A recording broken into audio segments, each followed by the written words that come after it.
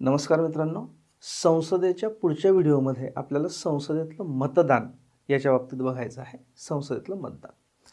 आता बघा, संसदेमध्ये कुठलंही जे कामकाज होतं, चर्चा होते, काही डिसिजन्स होतात, विधेयकं पास होतात, म्हणजे त्यांचा कायदा बनतो वगैरे वगैरे.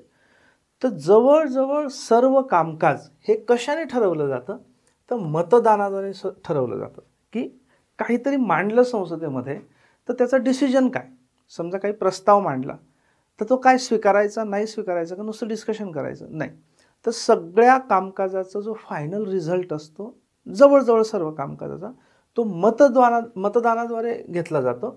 आणि संसदीय भाषामध्ये याला मतविभाजन म्हणजे डिव्हिजन असं म्हणतात. Vote division.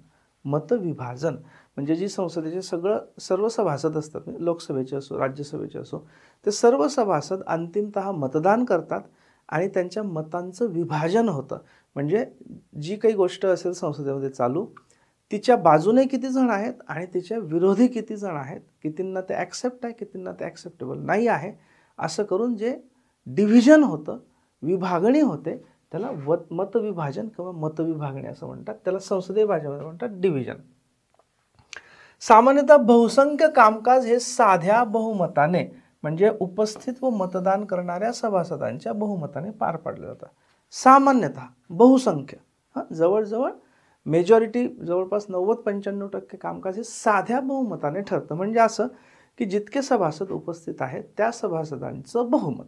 समजा 200 सभासद उपस्थित असतील तर 101 कमीत कमी ज्याच्या बाजूने असतील म्हणजे ठरावाच्या बाजूने असतील तर ठराव पास होईल, आणि 99 ठरावाच्या विरुद्ध असतील म्हणजेच ठराव पास होईल. आणि उलटं, समजा कमीत कमी 101 हे ठरावाच्या विरुद्ध असतील तर ठराव पास होणार नाही. ओके, त्या केसमध्ये ठरावाच्या बाजूने 99 असतील. तर हे झालं साधं बहुमत, नॉर्मली. ओके. मात्र काही विशेष कामकाज, विधेयक किंवा ठराव हे परिणामकारक म्हणजे इफेक्टिव्ह किंवा विशेष बहुमताने ठरवले जातात. इफेक्टिव्ह मेजॉरिटी किंवा स्पेशल मेजॉरिटी म्हणजे परिणामकारक बहुमत किंवा विशेष बहुमत. ते आपण पुढे डिटेल बघणार आहोत, त्याच्यामुळे इथे मी जास्त त्याच्यावर चर्चा करत नाही. फक्त लक्षात हे ठेवायचं की सर्वसामान्यतः मेजॉरिटी जे हे असतात, संसदेचं कामकाज असतं, मेजॉरिटी हे साध्या बहुमताने म्हणजे उपस्थित व मतदान करणाऱ्या बहुमतांच्या सभासदांच्या बहुमताने ठरवलं जातं. आणि काही विशेष बाबतीत आयदर परिणामकारक बहुमत म्हणजे इफेक्टिव्ह मेजॉरिटी किंवा विशेष बहुमत म्हणजे स्पेशल मेजॉरिटी लागते. कुठे लागते ते आपण पुढे बघूच. आता जिथे जिथे विशेष बहुमत किंवा परिणामकारक बहुमत लागतं त्याचा उल्लेख त्या त्या विशिष्ट कलमामध्येच केलेला असतो. म्हणजे अशी काही एकाच ठिकाणी कुठे डेफिनेशन दिलेली आहे विशेष बहुमताची किंवा परिणामकारक बहुमताची असं नाही. ज्या कलमामध्ये ते बहुमत पाहिजे असेल त्या कलमामध्येच त्याचा उल्लेख केलेला असतो. उदाहरणार्थ 368 कलम आपण बघितलं, घटनादुरुस्ती. तर घटनादुरुस्तीसाठी जे विशेष बहुमत लागतं तर 368 मध्येच ते दिलेलं आहे की असं बहुमत लागेल घटनादुरुस्तीसाठी. ओके. सो जिथे विशेष बहुमत किंवा परिणामकारक बहुमताची गरज असते तिथे त्याचा उल्लेख त्या कलमामध्येच केलेला असतो. आणि जर त्या कुठल्या एखाद्या कलमामध्ये किंवा कुठल्या एका कामकाजाच्या नियमामध्ये काही उल्लेख नसेल विशेष किंवा परिणामकारक बहुमताचा, तर साधं बहुमत आहे असं गृहीत धरलं जातं. म्हणजे साध्या बहुमताची रिक्वायरमेंट आहे असं गृहीत धरलं जातं. ओके. आता नॉर्मली जेव्हा कुठल्याही गोष्टीवर मतदान होतं म्हणजे मतविभागणी होते त्यावेळी सामान्यतः पहिल्या फेरीमध्ये किंवा प्रथमतः, याला इंग्लिशमध्ये म्हणतात इन द फर्स्ट इन्स्टन्स, म्हणजे जेव्हा पहिल्यांदा एखाद्या गोष्टीवर मतविभागणी होते त्यावेळी पहिल्यांदा किंवा प्रथमतः किंवा पहिल्या फेरीत म्हणजेच इन द फर्स्ट इन्स्टन्स जे सभागृहाचे अध्यक्ष किंवा सभापती असतात म्हणजे स्पीकर किंवा चेअरमन, लोकसभेचे स्पीकर किंवा राज्यसभेचे चेअरमन हे मतदानात भाग घेत नाहीत. मात्र एखाद्या ठरावावर त्या ठरावाच्या बाजूने आणि विरुद्ध जर समसमान मतं पडली तर अध्यक्ष किंवा सभापती आपलं निर्णायक मत देऊ शकतात, ज्याला आपण आधीच बघितलेलं आहे कास्टिंग वोट म्हणतो आपण. ओके. मात्र जेव्हा सभापती किंवा अध्यक्ष यांना पदावरून काढून टाकण्याचाच ठराव असतो चर्चेला, त्यावेळी सिच्युएशन वेगळी असते, ती आपण बघितलेलं आहे, त्यामुळे मी रिपीट करत नाही. हे आपण जनरल जिथे सभापती अध्यक्ष यांना काढून टाकण्याचा ठराव नाही आहे, नॉर्मल कुठला तरी दुसरा ठराव आहे, त्यावेळीची सिच्युएशन बघतोय. त्यावेळी काय असतं, प्रथमतः इन द फर्स्ट इन्स्टन्स सभापती किंवा अध्यक्ष मत देत नाहीत, पण त्या ठरावाच्या बाजूने आणि विरुद्ध जर समसमान मतं पडली तर मात्र आपलं निर्णायक मत, ज्याला इंग्लिशमध्ये म्हणतात कास्टिंग वोट, हे सभापती किंवा अध्यक्ष देतात. एखाद्या ठरावाबाबत काही मतं अनधिकृत किंवा रद्दबातल ठरली तरी सुद्धा त्याच्याशी संबंधित कामकाज बेकायदेशीर किंवा घटनाबाह्य ठरत नाही. याचा अर्थ काय मित्रांनो? याचा अर्थ असा की समजा एखाद्या ठरावावर किंवा एखाद्या विधेयकावर मतदान झालं. मतदान झाल्यानंतर समजा 300 जणांनी मतदान केलं आणि असं लक्षात आलं की 300 पैकी 10 जणांची मतं ही अवैध होती किंवा ती कायदेशीर नव्हती काही कारणाने. ओके, 10 जणांची मतं. तर त्याच्याने नंतर मतविभागणी झाली, त्याच्यानुसार समजा ठराव पास झाला हे 10 सोडून. तर जरी या 10 जणांची मतं ही अनधिकृत किंवा अवैध ठरली तरी सुद्धा तो जो ठराव पास करण्याची कृती होती ती कृती घटनाबाह्य ठरत नाही. म्हणजे असं की समजा एक ए नावाचं विधेयक होतं. ते विधेयक मतदानासाठी आलं. 300 सभासद त्यावेळी संसदेमध्ये उपस्थित होते, त्यांनी मतदान लोकसभेमध्ये, आणि त्यांनी 300च्या 300नी मतदान केलं. ओके, समजा त्याच्यापैकी 50 मतं ही अवैध ठरली काही कारणाने, मग काय उरले 250. आता या 250च्या मेजॉरिटीनुसार तो पास झाला तर पास झालेला धरला जाईल. असं नाही होणार की बघा या मतदानामध्ये 50 मतं अवैध ठरलेली होती आणि त्याच्यामुळे हे जे विधेयक पास झालेलं, हे विधेयक पास करण्याची कृतीच घटनाबाह्य किंवा अवैध आहे, असं होणार नाही. क्लिअर? एखाद्या ठरावावर किंवा विधेयकावर चर्चा संपन्न झाली की सभागृहातील अध्यक्ष तो ठराव किंवा विधेयक सभागृहाच्या संमतीसाठी मांडतात. याच्यामध्ये खालील प्रकारची भाषा वापरली जाते. सुरुवातीला ज्यावेळी विधेयक इंट्रोड्यूस केलं जातं, समजा लोकसभा धरूयात आपण, की लोकसभेमध्ये विधेयक मांडलं गेल्यानंतर त्याच्यावर चर्चा होतात वेगवेगळ्या. आता ती जी संसदीय कार्यप्रणाली आहे ते आपण नंतर एका याच्यामध्ये डिटेल बघणार आहोत. मग चर्चा होते, विरोधी पक्षाचे काही लोक बोलतात, सत्ताधारी पक्षाचे काही लोक बोलतात, त्यानंतर ज्या मंत्रालयाशी संबंधित ते विधेयक आहे किंवा ठराव आहे त्याचे मंत्री बोलतात, वगैरे वगैरे. समजा अशी संपूर्ण चर्चा पूर्ण झाली. आता काय करायचं विधेयकाचं? तर चर्चा पूर्ण झाल्यानंतर जे सभापती असतात, म्हणजे लोकसभेचे सभापती किंवा राज्यसभेचे अध्यक्ष, हे तो ठराव किंवा ते विधेयक मतदानासाठी ठेवतात. ते कसं ठेवतात? त्याच्यात अशी लँग्वेज वापरलेली असते, the question is that leave be granted to the minister dash dash to introduce so and so bill, वगैरे वगैरे. Those in favour will say aye, those against will say no. Aye किंवा I असं म्हणतात, AYE. म्हणजे जे त्या ठरावाच्या बाजूने असतील त्यांनी म्हणायचं यस. संसदीय भाषेमध्ये यस शब्द वापरला जात नाही. I, AYE, I. आणि जे ठरावाच्या विरुद्ध असतील त्यांनी म्हणायचं नो. ओके, या पद्धतीने ठराव सभागृहाला मान्य आहे की अमान्य आहे यासाठी 4 प्रकारे मतविभाजन करतात. आता हे आय आणि नो असं आहे, ठीक आहे. मग आता किती जण ठरावाच्या बाजूने आहेत, किती जण विरोधी आहेत, हे कसं ठरवायचं? तर हे 4 पद्धतीने ठरवलं जातं. ओके, याच्यापैकी 2 पद्धती अशा आहेत की ज्याच्यात मतांची नोंद होते आणि 2 पद्धती आहेत की ज्याच्यामध्ये मतांची नोंद होत नाही. ओके, 2 पद्धतींमध्ये मतांची नोंद होते आणि 2 पद्धतींमध्ये मतांची नोंद होत नाही. कोणत्या आहेत त्या पद्धती? ज्याच्यामध्ये मतांची नोंद होत नाही अशा 2 पद्धती म्हणजे एक आवाजी मतदान, याला इंग्लिशमध्ये म्हणतात व्हॉइस व्होट, म्हणजे आवाजाने मतदान. मला जर मान्य असेल तर मी म्हणणार ऐ, आणि मला जर मान्य नसेल तर मी म्हणणार नो. हे झालं आवाजी मतदान. ओके, तुम्ही जर थोडं थोडं लोकसभे किंवा राज्यसभेचे हे बघितले कामकाज आयदर न्यूजमध्ये किंवा संसद टी व्हीमध्ये, लोकसभा राज्यसभा टी व्हीमध्ये, तर तुमच्या लक्षात येईल आय आणि नो. तर हे आवाजी मतदान असतं, याच्यात मतदानाची नोंद होत नाही, आपण पुढे बघूच ते.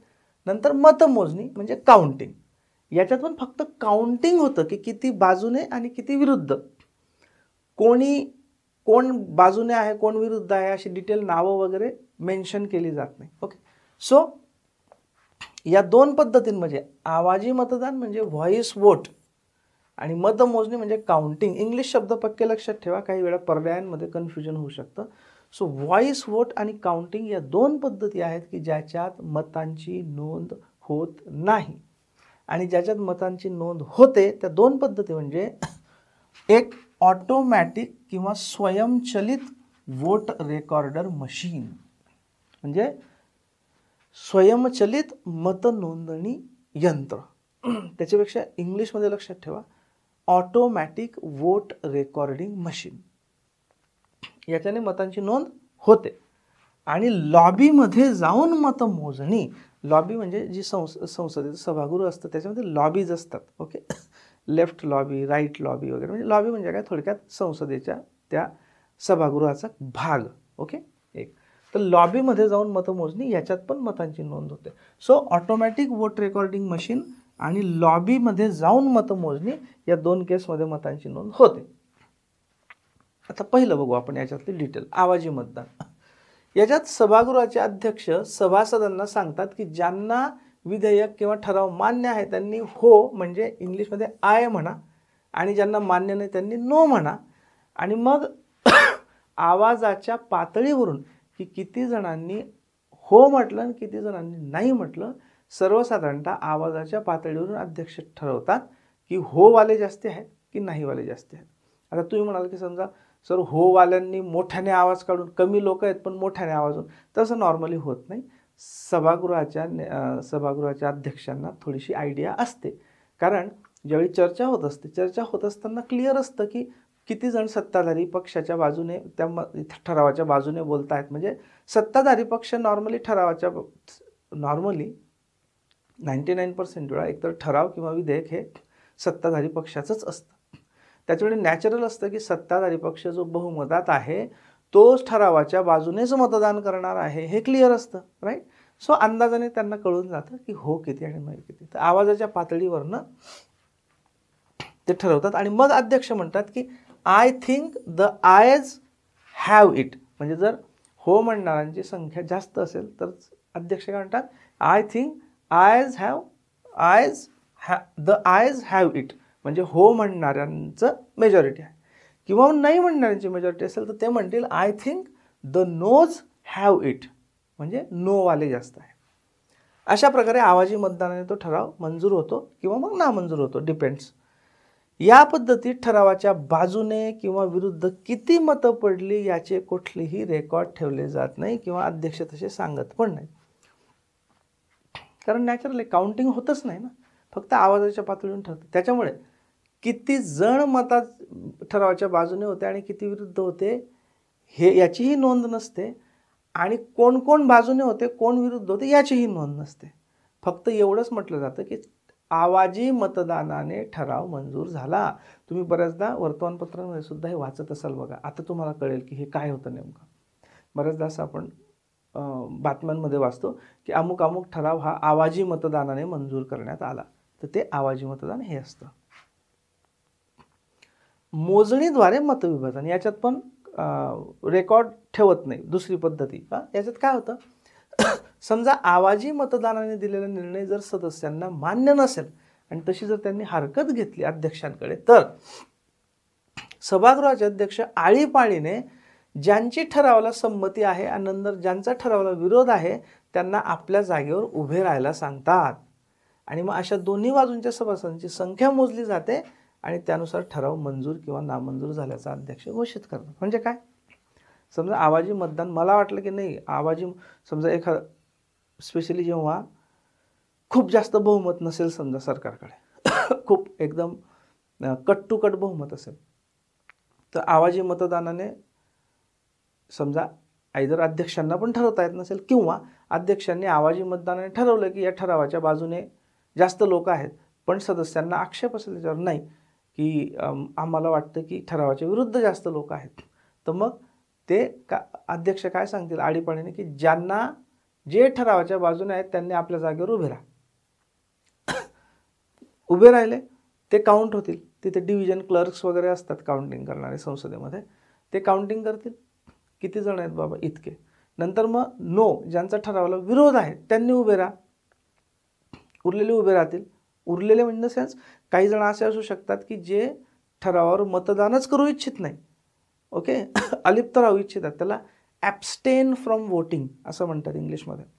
मग ते दोन्ही वेळा बसलेलेच राहतील, त्याच्यामुळे दोन्ही वेळा काउंटिंग होते. यसच्या बाजूने किती जण उभे राहिले त्याचं काउंटिंग होतं, नोच्या बाजूने किती जण उभे राहिले त्याचं काउंटिंग होतं, आणि मग ते काउंटिंगने ठरवलं जातं की किती जण बाजूने आहेत किती जण विरुद्ध आहेत. याच्यात सुद्धा कोण ठरावाच्या बाजूने आणि कोण विरुद्ध याचं कुठलंही रेकॉर्ड ठेवलं जात नाही, ओके. तर फक्त मोजणी केली जाते, राईट. आता पुढच्या दोन पद्धती ज्याच्यात रेकॉर्ड ठेवलं जातं मतांचं. एक म्हणजे ऑटोमॅटिक वोट रेकॉर्डर मशीन. समजा आवाजी मतदान किंवा मोजणीद्वारे मतदान याद्वारे अध्यक्षांनी दिलेला निर्णय सभासदांना मान्य नसेल, दोघांनावर आक्षेप घेतला काहीतरी की काउंटिंग व्यवस्थित झालं नाही वगैरे वगैरे, तर मग प्रत्यक्ष मतांच्या नोंदणीद्वारे ठरावाचे भविष्य ठरवले जाते. याच्यातल्या दोन पद्धती आपण माहिती आहे की ज्याच्यात नोंदणी ठेवली जाते. एक ऑटोमॅटिक वोट रेकॉर्डर मशीन आणि दुसरं कुठलं लॉबीमध्ये जाऊन. तर याच्यातली ही एक पद्धत आहे. याच्यात अध्यक्ष आधी लॉबीमधून सभासदांव्यतिरिक्त इतर सर्व सभासदांना बाहेर जायला, इतर सर्व व्यक्तींना बाहेर जायला सांगतात. म्हणजे काय असतं की संसदेचं कामकाज चालू असताना अनेक जण संसदेच्या आतमध्ये असतात, ओके. मग ते ऑफिसर्स असतील संसदेचे किंवा राज्यसभेचे काही लोक असतील, काही कामानिमित्त आलेले असतील वगैरे वगैरे, सो मेनी पीपल. ते सगळ्यांना अध्यक्ष लॉबीच्या बाहेर जायला सांगतात. म्हणजे सगळं मोकळं करा. म्हणजे फक्त जे वोट देणारे आहेत, समजा लोकसभेत चालू असेल तर फक्त लोकसभेचे सभासदच तिथे असले पाहिजेत, दुसरं कोणीही नको, सगळ्यांनी बाहेर जायचं.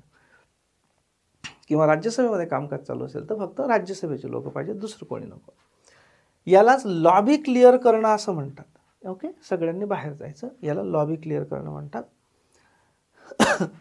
काही वेळा दुसऱ्या सभागृहातला एखादा सभासद मंत्री असेल तर तो थांबू शकतो, पण सामान्यतः त्यांनीही थांबू नये असं अपेक्षित असतं. म्हणजे समजा असं इमॅजिन करा की लोकसभेमध्ये समजा एखाद्या एक्स मंत्रालयाचं बिल आहे आणि एक्स मंत्रालयाचे जे मंत्री आहेत ते लोकसभेचे सभासद नाहीत, तर ते राज्यसभेचे सभासद आहेत. पण त्यांच्या मंत्रालयाचं डिस्कशन चालू आहे, त्यामुळे ते लोकसभेमध्ये येतील, ओके. तर ते थांबू शकतात, पण शक्यतो त्यांनीही थांबू नये असं अपेक्षित असतं, ठीक. यानंतर 2.5 मिनिटांसाठी बेल वाजवली जाते. आता इथे आहे 2.5 मिनिटं, काही ठिकाणी 3 मिनिट, 3.5 मिनिटं आहे, 3 मिनिटं आहे वगैरे वगैरे. तर याच्यात जर आपण हे जे ॲक्च्युअल संसदेची वेबसाईट आहे त्या संसदेच्या वेबसाईटमध्ये जे वेगवेगळे मटेरियल उपलब्ध आहेत ते मी बघितलं, तर त्याच्यामध्ये बघा असं लिहिलेलं आहे की secretary general operates a switch which causes electric bells to ring in Parliament House complex for 2.5 minutes असं लिहिलेलं आहे, ओके. सो 2.5 मिनिटं धरून चालूयात आपण. 2.5 मिनिटं ती पूर्ण जे संसदेचं कॉम्प्लेक्स आहे त्याच्यामध्ये बेल वाजते. म्हणजे समजा लोकसभेमध्ये चालू आहे, लोकसभेचे एखादे खासदार कुठेतरी कॅन्टीनमध्ये चहा प्यायला गेलेत किंवा त्यांचा राज्यसभेमध्ये कोणतरी दोस्त आहे त्याला भेटायला गेलेले आहेत किंवा त्यांचं कुठल्या मंत्र्याकडे काम आहे त्यांच्याकडे गेलेले आहेत, तर त्यांना लक्षात आलं ही बेल वाजली आहे, ही आपली लोकसभेची बेल आहे आणि मतदानाची बेल आहे, लगेच पळा. तर 2.5 मिनिटं ही बेल वाजते. सगळ्यांनी फटाफट इकडे तिकडे जे असतील ते जे सभासद आहेत लोकसभेचे, म्हणजे मेंबर ऑफ पार्लमेंट, त्यांनी आपण लोकसभेत पोहोचायचं, ओके, ठीक. त्यानंतर प्रत्येक सभासदाच्या सीटवर दिलेलं एक LED पॅनल असतं. या LED पॅनलवर सभासद आपलं मत नोंदवतात आणि हे मत नोंदवण्यासाठी 10 सेकंदांचा कालावधी त्यांना मिळतो. ओके. तो प्रत्येकजण तुम्ही संसदेत बघितलं असेल, जे खासदार जे बसलेले असतात ना, तर त्यांच्यासमोर एक LED पॅनल असतं आणि त्या LED पॅनलवर त्यांचं मत त्यांनी नोंदवायचं असतं की हो का नाही वगैरे. त्याच्यावर ॲक्च्युली 4-5 बटणं असतात, ते डिटेल जायची गरज नाही आपल्याला. सो त्याच्यावर मत नोंदवायचं. हे मत नोंदवण्यासाठी 10 सेकंद दिले जातात. मधल्या काळात सभासद मत बदलू पण शकतो. समजा चुकून मला ठरावाच्या बाजूने मतदान करायचं आहे, पण मी चुकून नो दाबून दिलं वगैरे, तर करेक्शनला वेळ मिळतो. पण समजा मी 10 सेकंदात जर समजा मी 3 वेळा मत बदललं, माझं आधी होवर दाबलं, नंतर लक्षात आलं की अरे नाही मला नाहीवर दाबायचं होतं, नाहीवर दाबलं, नंतर परत लक्षात आलं नाही हे विधेयक वेगळं होतं, याच्यात मला येसवरच दाबायचं होतं, मग येसवर दाबलं. तर या 10 सेकंदांमधला जो लास्ट रिस्पॉन्स असेल तो रेकॉर्ड केला जातो मशीनमध्ये. ओके. मग अशा प्रकारे मतदान झाल्यावर 3 प्रकारे मतदानाचे परिणाम घोषित केले जातात. एक तर सामान्य मतदान म्हणजे ऑर्डिनरी वोटिंग, म्हणजे ठरावाच्या बाजूने किंवा विरुद्ध किती जणांनी आणि कोणी मतदान केलं हे नावासहित जाहीर केलं जातं. Ordinary voting, normal. ओके. त्याच्यामध्ये मग आता सगळ्यांनी ते ऑटोमॅटिक हे दाबलेत, आपले वोट रेकॉर्ड केलं. मग ते ऑटोमॅटिक, कारण प्रत्येक सभासदाची जागा फिक्स असते. ओके. त्यानुसार कोणत्या सभासदाने ठरावाच्या बाजूने मतदान केलं आणि कोणाने विरुद्ध केलं हे ऑटोमॅटिक रेकॉर्ड होऊन जातं नावासहित. आणि मग ते डिक्लेअर केलं जातं की मग याच्यात काय झालं, मतांची नोंद झाली. म्हणजे किती जणांनी ठरावाच्या बाजूने आणि किती जणांनी विरुद्ध हे तर झालंच झालं, प्लस त्याच्यामध्ये कोणी ठरावाच्या बाजूने दिलं आणि कोणी ठरावाच्या विरुद्ध दिलं हे पण रेकॉर्ड होतं. हे झालं ऑर्डिनरी वोटिंग. दुसरं असतं सिक्रेट वोटिंग. यात फक्त ठरावाच्या बाजूने किंवा विरुद्ध किती मत पडली यांचाच आकडा घोषित केला जातो, नावे घोषित केली जात नाहीत. ओके. नावं घोषित केली जात नाहीत. आणि तिसरं गणसंख्या मोजणी, कोरम. आपण कोरम बघितलेला आहे की मिनिमम 1.0 सदस्य असल्याशिवाय संसदेचं कामकाज चालू शकत नाही.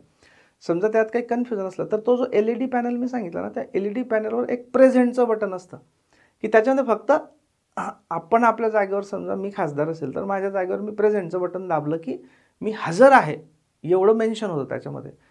तर मग ते किती जण हजर आहेत त्या पद्धतीने आणि ते 1.0 आहेत का नाही, म्हणजे कोरम आहे का नाही हे त्याच्याद्वारे ठरवलं जातं. सो ही गणसंख्या किती जण हजर आहेत एवढीच नोंद होते आणि त्यानुसार सभागृहाचं कामकाज चालवण्यासाठी गणसंख्या आहे की नाही हे ठरवलं जातं. ओके. तर हे झालं ऑटोमॅटिक रेकॉर्डिंग मशीनद्वारे येणारे परिणाम आणि ते 3 प्रकारे. आणि आता लास्ट जो प्रकार आहे 4 प्रकारांपैकी, तो कोणता, लॉबीमध्ये जाऊन होणारी मतमोजणी. याच्यामध्ये अध्यक्ष आदेश देतात की ज्यांना ठरावाच्या बाजूने मतदान करायचे आहे त्यांनी उजव्या बाजूच्या लॉबीमध्ये जावं. ओके.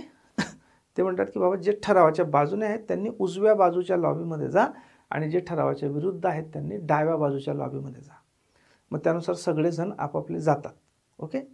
मग लॉबीमध्ये गेले, त्याच्यानंतर त्या लॉबीमधला जो डिव्हिजन क्लर्क असतो, तर जसा प्रत्येकजण एक जण जातो, समजा उजव्या लॉबीचा डिव्हिजन क्लर्क आहे, तो डिव्हिजन क्लर्क लिहून घेतो की तुमचं नाव काय आणि तुम्ही उजव्या बाजूच्या लॉबीमध्ये जातात.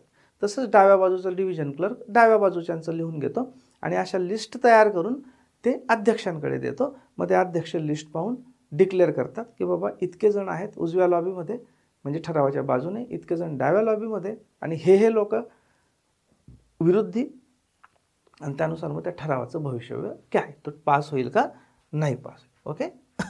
तो डिव्हिजन क्लर्क असतो, तो येणाऱ्या प्रत्येक सदस्याचा क्रमांक पुकारतो, नावही पुकारतो. Okay.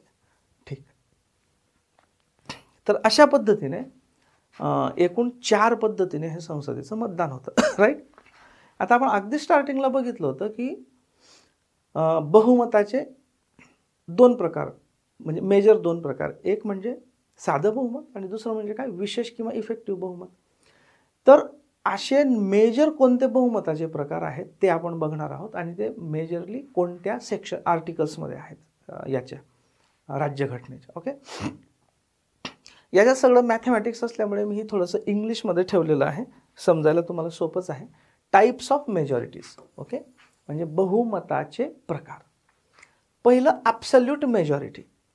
Majority of more than 50% of the total membership of the house. Okay. उदाहरणार्थ टोटल मेंबरशिप लोकसभेची समजा 545 आहे, बरोबर. टोटल वॅकन्सी वगैरे काउंट करायचे नाही. असं असू शकतं की 545 पैकी 10 सीट आहेत की ते सध्या वॅकंट आहेत काही ना काही कारणाने, काहीच काउंट करायचं नाही. टोटल मेंबरशिप किती आहे समजा ती आहे 545. मग ॲब्सल्यूट मेजॉरिटी म्हणजे या 545चे अर्धे म्हणजे 50%, म्हणजे 545 भागिले 2 अधिक 1 म्हणजे 273. तर 273 ही ॲब्सल्यूट मेजॉरिटी आहे. ओके. ही कुठे वापरली जाते?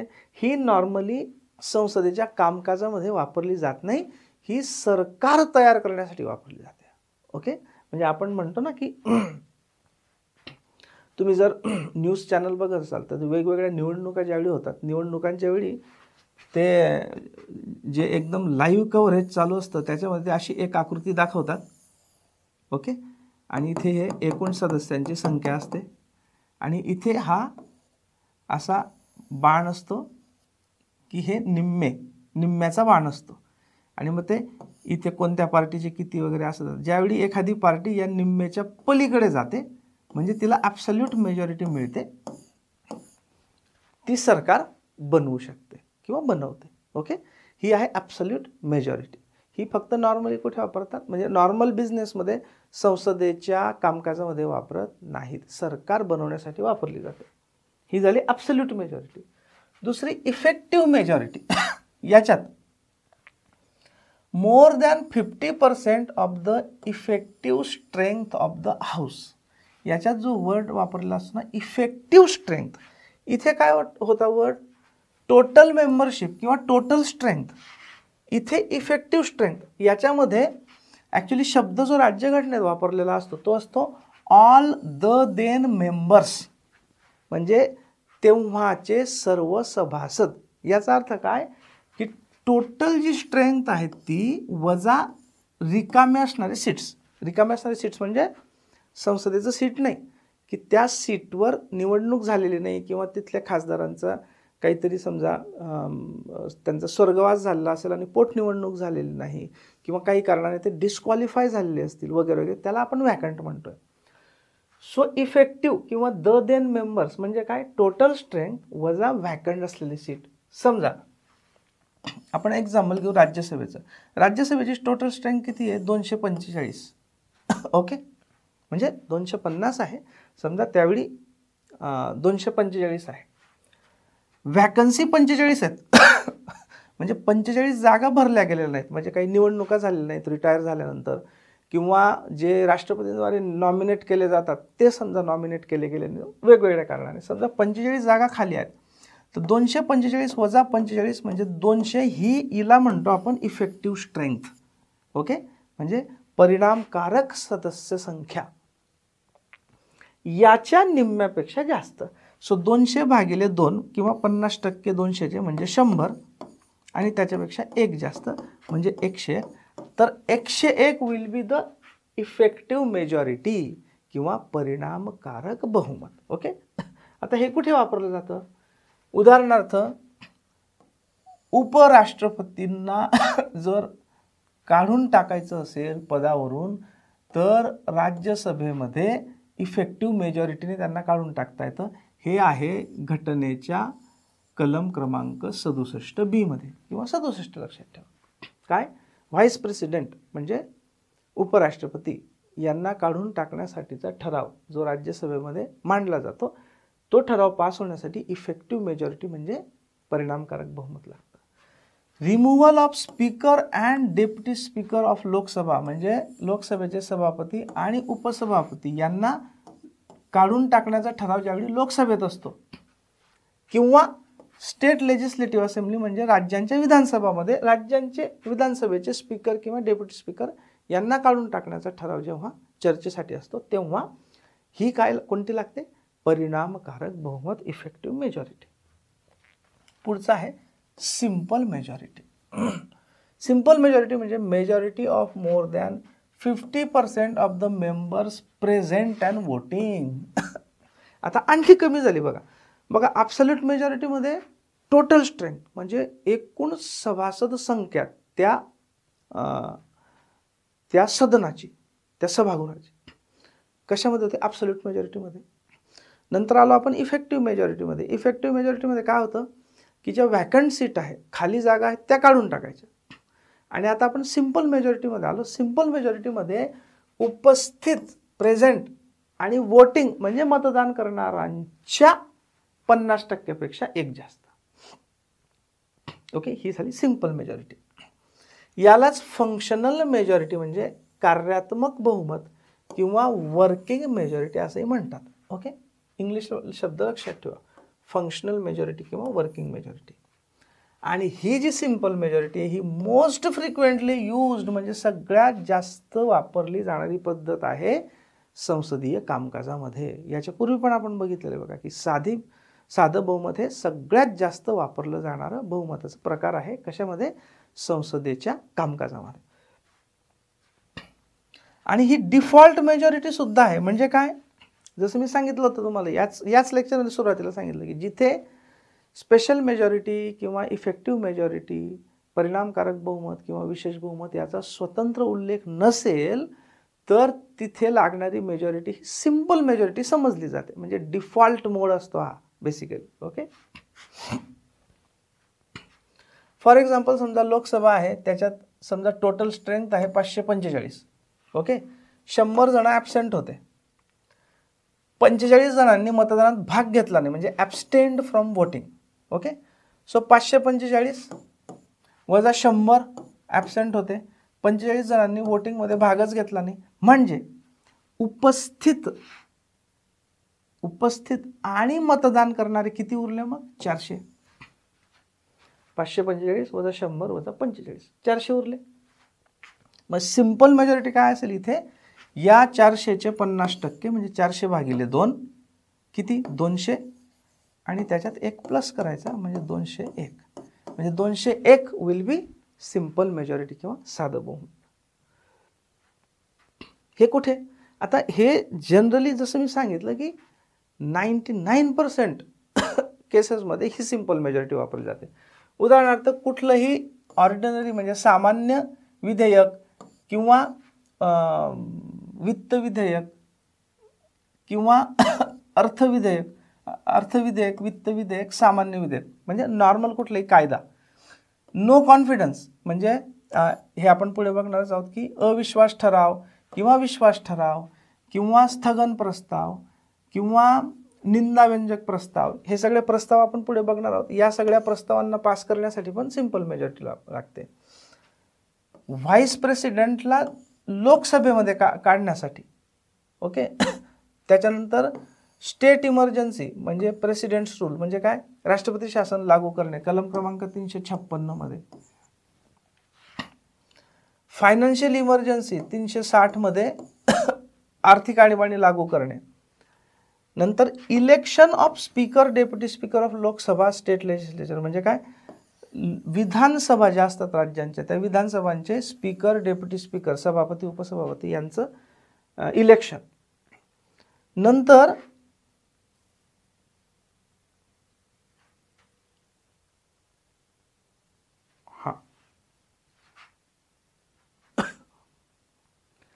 काही अशा कॉन्स्टिट्यूशनच्या अमेंडमेंट्स असतात. आपण याच्यामध्ये बघितलंय बघा, कशामध्ये? घटनादुरुस्तीमध्ये आपण बघितलं की काही घटनेच्या तरतुदी ज्यांचा राज्यांच्या अधिकारांवर परिणाम होणार आहे, ज्यांच्यामुळे अशा घटनादुरुस्त्या या संसदेच्या विशेष बहुमताने तर पास व्हाव्या लागतातच, प्लस किमान निम्मे राज्यांच्या विधानसभांनी त्याला संमती देणं आवश्यक असतं. बरोबर? तर ते जी राज्यांची संमती असते, ओके, राज्यांची संमती, रॅटिफिकेशन बाय स्टेट्स, ती राज्यांची संमती साध्या बहुमताने लागते. ओके, म्हणजे संसदेत त्या ठरावाला विशेष बहुमताने पास करावं लागतं. पण ज्या किमान अर्ध्या राज्यांची संमती आवश्यक आहे, त्या अर्ध्या राज्यांची संमती ही साध्या बहुमताची संमती लागते. ओके, सो हे लक्षात ठेवा. आता येऊ आपण स्पेशल मेजॉरिटी.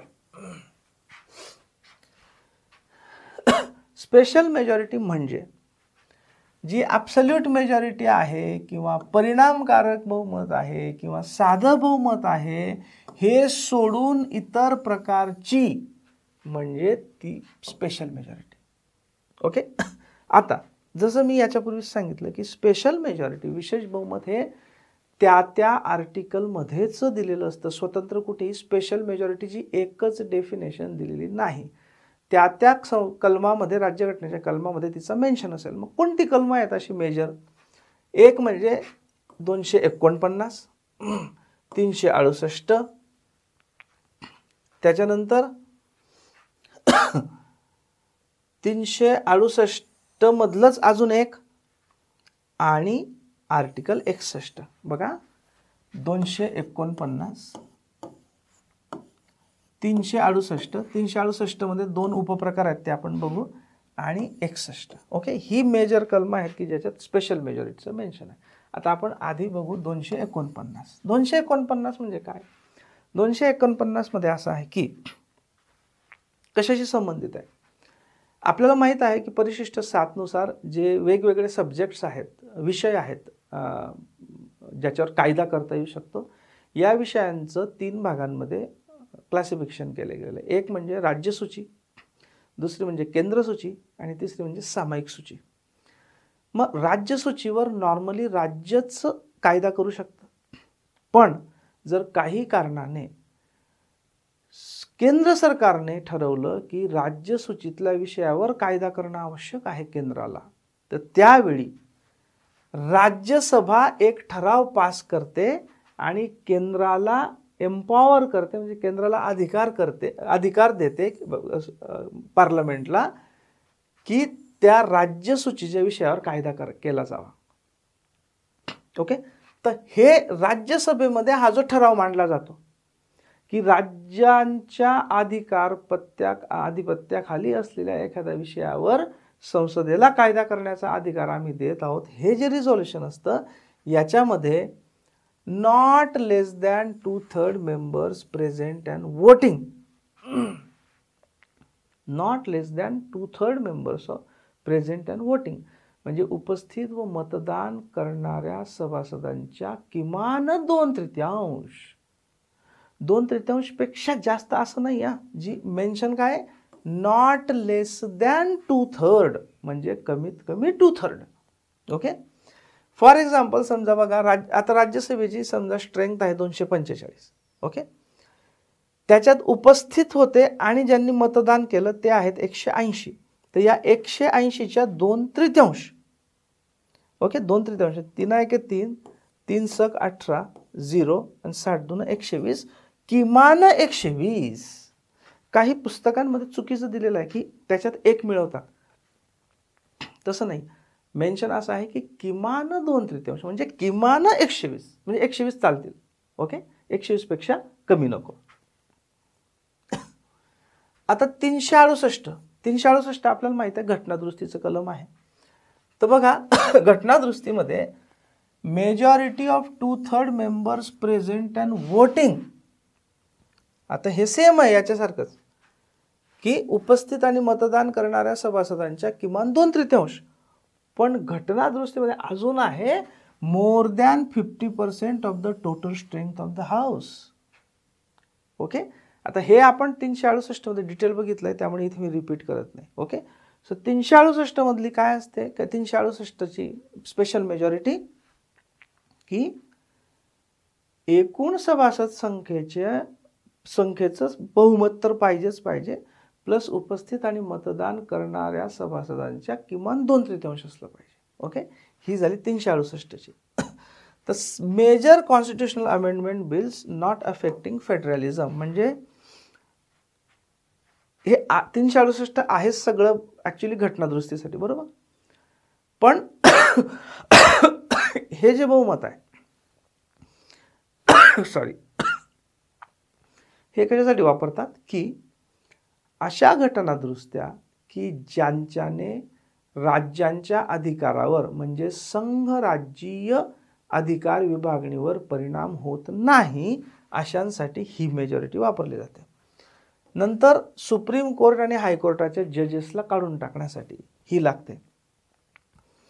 महालेखापाल म्हणजे controller and auditor general of India, नंतर मुख्य निवडणूक आयुक्त चीफ इलेक्शन कमिशनर यांना काढून टाकण्यासाठी पण ही लागते. नॅशनल इमर्जन्सी म्हणजे राष्ट्रीय आणीबाणी, दुसऱ्या दोन नाही तर नॅशनल इमर्जन्सी राष्ट्रीय आणीबाणीसाठी पण स्पेशल मेजॉरिटी लागते.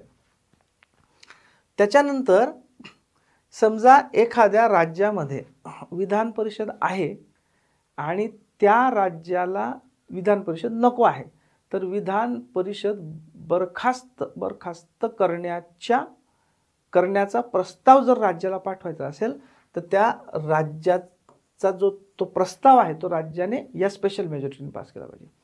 किंवा एखाद्या राज्यामध्ये विधान परिषद नाही आहे पण त्यांना विधान परिषद पाहिजे असेल तर ते राज्य जो ठराव पाठवेल केंद्राकडे तो ठराव त्या राज्याने स्पेशल मेजॉरिटीने पास केला पाहिजे. ओके. आता special majority article 368 plus state ratification. तर ही कोणती मेजॉरिटी आहे? पुन्हा ही अशी मेजॉरिटी की जेव्हा एखादा समजा संसदेला अशी घटनादुरुस्ती पास करायची आहे की ज्याच्याने संघ राज्यीय जी स्ट्रक्चर आहे, फेडरल स्ट्रक्चर आहे, म्हणजे केंद्र राज्यांमधली अधिकारांची विभागणी, राज्यांची स्वायत्तता, राज्यांच्या अखत्यारीतले कर वगैरे वगैरे याच्यावर परिणाम करणारी जर घटनादुरुस्ती असेल तर त्या घटनादुरुस्तीमध्ये ही स्पेशल मेजॉरिटी तर लागतेच. कोणती? एकूण संख्येच्या 50% जास्त आणि उपस्थित व मतदान करणाऱ्यांच्या 2/3 जास्त प्लस किमान अर्ध्या राज्यांच्या विधानसभांची संमती. मात्र आपण बघितलं की त्या राज्यांची जी संमती आहे ती त्यांनी सिंपल मेजॉरिटीने द्यायची असते. ओके. सो ही स्पेशल मेजॉरिटी 368चा एक वेगळा उपप्रकार आहे. त्याच्यात स्पेशल मेजॉरिटी संसदेमध्ये आणि किमान अर्ध्या राज्यांची संमती साध्या मेजॉरिटीने, सिंपल मेजॉरिटी. ओके. आता उदाहरणार्थ national judicial appointments commission. Okay. हे न्याय व्यवस्थेतल्या नेमणुकांसाठीचं हे होतं. तर त्याच्यामध्ये काय, त्याच्यात हायकोर्ट सुद्धा अफेक्ट होणार होते, म्हणजेच केंद्र राज्य संबंधांवर इफेक्ट होणार होता, राज्यांच्या अधिकारांवर इफेक्ट होणार होता. त्याला कोणतं लागेल? मग ही मेजॉरिटी लागेल, स्पेशल मेजॉरिटी संसदेची प्लस किमान अर्ध्या राज्यांची संमती, हायकोर्ट जजेसला इफेक्ट करणारा वगैरे वगैरे. ठीक आहे. ओके. तर हे झालं 368. त्याचे दोन उपप्रकार आपण बघितले. आता आर्टिकल 61 नुसारची मेजॉरिटी. आता ही आणखी भयंकर आहे. आणखी भयंकर म्हणजे इन द सेन्स आणखी कठीण. Majority of 2/3 members of total strength of house. याच्यापूर्वी काय होतं? उपस्थित आणि मतदान करणाऱ्या सभासदांचं 2/3. इथे टोटल स्ट्रेंथ जे आहे म्हणजे एकूण सभासदांच्या 2/3. नुसते उपस्थित मतदान करणाऱ्याच्या नाही, एकूण सभासदांच्या 2/3 म्हणजे ॲब्सोल्यूट मेजॉरिटीपेक्षा पण कठीण. समजा लोकसभेची तर आता ही जी 2/3 members of total strength of house आहे, तर ही लोकसभा 545 गुणिले 2/3 लोकसभेसाठी येते ही 364 आणि राज्यसभेसाठी येते 164. ओके. सो हे पक्क लक्षात ठेवा. 364 लोकसभेसाठी, राज्यसभेसाठी 164. ओके. आणि ही कशासाठी वापरली जाते? इम्पीचमेंट ऑफ इंडियन प्रेसिडेंट, म्हणजे भारताच्या राष्ट्रपतींवर जो महाभियोग चालवला जाऊ शकतो तो महाभियोग म्हणजे राष्ट्रपतींना काढून टाकण्याचा प्रस्ताव, तो महाभियोग जर पास व्हायचा असेल तर ही 61ची कारण मुळात महाभियोगाचं मेकॅनिझमच कलम 61 मध्ये दिलेलं आहे. तर 61 नुसार ही स्पेशल मेजॉरिटी लागते राष्ट्रपतींच्या महाभियोगासाठी. राईट. तर अशा पद्धतीने मित्रांनो या व्हिडिओमध्ये आपण मेजॉरिटीचे सगळे प्रकार बघितले. त्याच्यानंतर कशा पद्धतीने मतदान संसदेमध्ये हे बघितलं आणि आता आपण पुढच्या याच्यापासून ॲक्च्युअल लेजिस्लेटिव्ह प्रोसेस कशी सुरू होते, वेगवेगळे मोशन्स, सबस्टँटिव्ह मोशन, सबसिडियरी मोशन, स्थगन प्रस्ताव, विशेषाधिकार हनन प्रस्ताव वगैरे वगैरे हे सगळं सुरू करू. राईट. Thank you very much.